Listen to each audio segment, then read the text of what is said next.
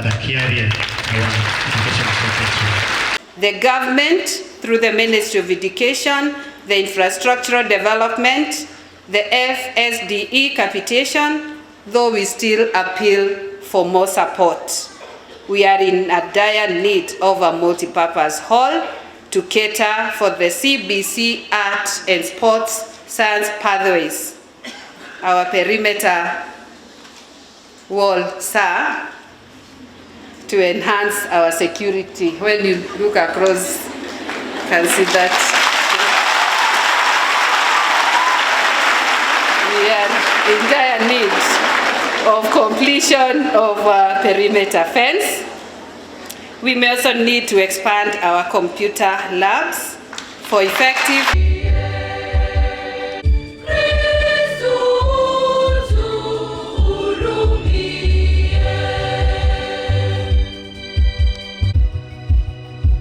that because there's been an issue around the funding model, and we've worked on that funding model continuously from September last year. The report is ready.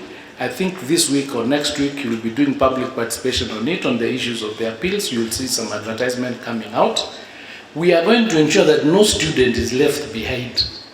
In fact, the truth of the matter is that when the funding model had challenges, we had discussions with the universities, and we agreed that no student would be sent away or no student would not do the exams until we process the issues of appeals. And that happened.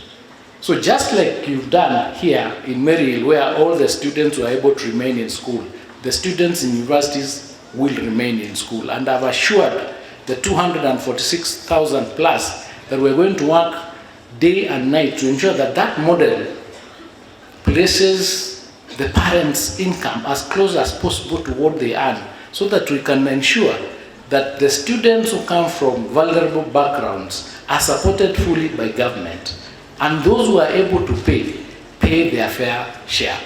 So we are working on it, and I can guarantee here that there is no student that is going to remain outside because of lack of resources. That is our work, and we are working very hard to ensure that each one of us benefits. To try as best we can to ensure that capitation is in schools before the schools open.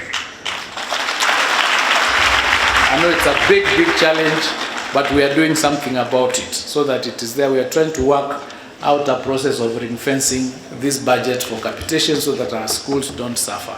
And lastly, before I leave, because now I have the media, I did issue a directive a few days ago that no school, no principal, no head teacher should hold a certificate belonging to a student.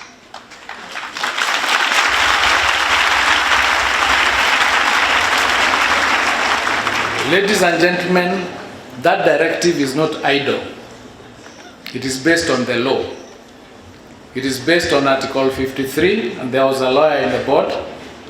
And it is also based on the Kenya National Examination Council Act 2012, Section 10, subsection 1B, and it states, no institution and no person should hold a certificate belonging to a student. Now, ladies and gentlemen, people have said that this directive has been given many times, and so nothing is going to happen. I assure you something is going to happen. If you hold, I will take action, both disciplinary and legal.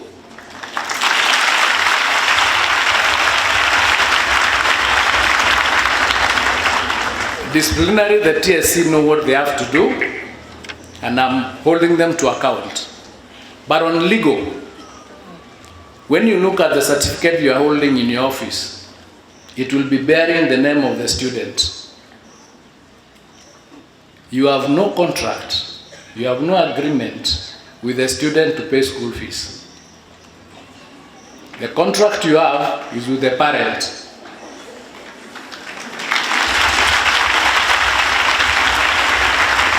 The agreement you have is with the parent. Umeshika cheti ya mtu mwingine ambaye hamuna uhusiano na yeye kwa maneno ya pesa. In terms of money, in terms of school fees payment, the child does not come anywhere. So, and you know, The government pays for the exams. The government pays Kenya National Examination Council for the examination. You don't pay, the parents don't pay. So you have no reason at all. So please release them before something gets you along the way, which might impoverish you, because if we file a suit, you will have a lot of problems. You are holding a certificate for 10 years, the child never went ahead, we'll do something we call quantification of the loss and loss of mean profits. You will have a big problem. So don't go into that space. Call them, in fact, call the parents to come and pick the certificates. Don't even wait for them to come. Your security would be if you've already issued notice to the parents to come and pick and they have not come. Then that means we are waiting for them. But don't send them back and say the minister is not the one who is going to pay this money. Or it's a political statement. I don't make political statements. Those ones I did when I was campaigning. These ones are legal policy statements based on law and based on policy. And the TSC is aware of that fact.